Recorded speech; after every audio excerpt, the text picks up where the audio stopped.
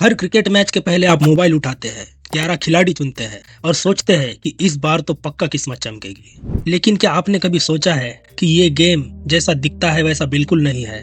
असल में ये एक चुपचाप चलता हुआ साइकोलॉजिकल ट्रैप है, जहां हर जीत का सपना सिर्फ आपके हारने से ही पूरा होता है। ड्रीम 11, माई 11 सर्कल और बाकी फैंटेसी एप्स आपको करोड़पति नहीं बना रहे, बल्कि आपसे करोड़ों कमा रहे हैं। और जो आप खेल खेल रहे हैं वो खेल नहीं, बल्कि एक डिजिटल जुआ है जिसे सरकार ने स्किल गेम का नकाब पहना दिया है। फैंटेसी ऐप्स आपको क्या दिखाते हैं? करोड़ों का इनाम, जीतो बड़ी गाड़ी, घर बैठे टीम बनाओ और दिमाग है तो टीम बनाने में लगा। इसका मतलब तुम टीम बनाओ और अगले दिन आपके पास होगा ढेर सारा पैसा, या फिर आप किसी बड़ी गाड़ी में घूमेंगे। अब सुनो कि असली कहानी क्या है। इस खेल में लाखों करोड़ों लोग टीम बनाते हैं, लेकिन जीतता कौन है आपको पता है? शायद 0.01% लोग, और बाकी सब पैसा सीधे मालिक की जेब में। यानी आप सिर्फ लक पर खेल रहे हो। सोचो, अगर किसी लीग में 50 लाख लोग खेल रहे हैं और उसकी एंट्री 50 रुपए है, तो जो टॉप 1 से 3 नंबर पर आते हैं सिर्फ उन्हें ही बड़ा पैसा मिलता है, और बाकी के लोग तो एंट्री के पैसे भी वापस आ जाए तो खुश। और 50 लाख में से आधे से ज्यादा लोगों को तो कुछ भी नहीं मिलता, पूरा पैसा साफ। आपका अगर एक प्लेयर भी नहीं चला तो आप गए, क्योंकि किसी ना किसी की परफेक्ट टीम निकल ही आती है। इन एप्स में एआई बॉट्स होते हैं जो परफेक्ट टीम बनाते हैं, मतलब आप हारोगे इसकी गारंटी पक्की। बड़े बड़े सुपरस्टार्स इनकी ऐड करते हैं, लेकिन क्या वो खुद भी खेलते होंगे? वो तो उनकी ऐड करके पैसा छाप लेते हैं। आप ट्विटर, रेडिट या फिर गूगल पर सर्च करके देखो, हजारों लोग मिलेंगे जिन्होंने अपना पूरा पैसा डुबा दिया।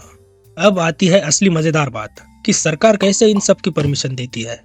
अगर आप किसी नुक्कड़ पर या कहीं ताश खेलते हुए पकड़े गए तो पुलिस आपको बम्बू से मारेगी या फिर पुलिस स्टेशन में ले जाकर बैठा देगी। लेकिन अगर आप फैंटेसी ऐप पे हजारों रुपए भी हारते हैं तो सरकार कुछ नहीं करेगी, उल्टा बोलेगी कि ये स्पोर्ट्स है जो स्किल्स पर आधारित है। ऑफलाइन गैम्बलिंग क्यों इलीगल है? भारत में पब्लिक गैम्बलिंग एक्ट के तहत कोई भी गेम जो प्योर चांस पर आधारित है वो इलीगल, यानी ताश, सट्टा, लूडो, लॉटरी, ये सब बैन। तो फिर फैंटेसी एप्स कैसे लीगल है? इस पर सरकार का जवाब है, फैंटेसी एप्स में खेल का नॉलेज और स्ट्रेटेजी लगती है, इसलिए ये गेम ऑफ स्किल्स है, ना कि गेम ऑफ चांस। अब सोचो, कोई बंदा अगर कोहली का बड़ा फैन है और उसे वो अपनी टीम में रखता है, लेकिन वो 0 पर आउट हो जाता है, तो वो बंदा नॉलेज से हारा या फिर लक से? कभी सोचा है ये सब धंधा जो चलता है ये ऑनलाइन ही क्यों चलता है? क्योंकि इसमें एड रेवेन्यू जनरेट होता है, और सबसे बड़ी बात, गवर्नमेंट को इससे पैसा मिलता है। यानी अगर सरकार को पैसा नहीं मिलता तो जुआ है, और अगर उसको जीएसटी या कमीशन मिला तो वो गेम ऑफ स्किल्स। तो अगर चौक पे कोई गरीब जुआ खेल रहा है तो वो अपराधी है, और फैंटेसी एप्स पर जो हजारों रुपए लगाता है वो स्मार्ट जुआरी, मतलब गेम ऑफ स्किल्स। देखो, अगर आपको खेल देखना है तो मजे के लिए देखो, या फिर आपको पसंद है इसलिए देखो, और अगर आपको फैंटेसी ऐप पर खेलना ही है तो खेलो।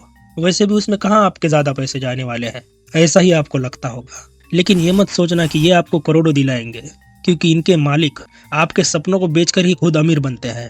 तो अगली बार जब कोई बोले कि भाई ये देख, इसमें हम टीम बना के करोड़ों कमा सकते हैं, तो उसको ये वीडियो भेज देना। कमेंट्स में बताओ कि आपने अब तक कितने पैसे जीते या फिर कितने गंवाए, और शेयर करो उन सबको जो सपना देख रहे हैं कि सिर्फ कैप्टन और वाइस कैप्टन सही हो जाए, फिर तो मजे ही मजे।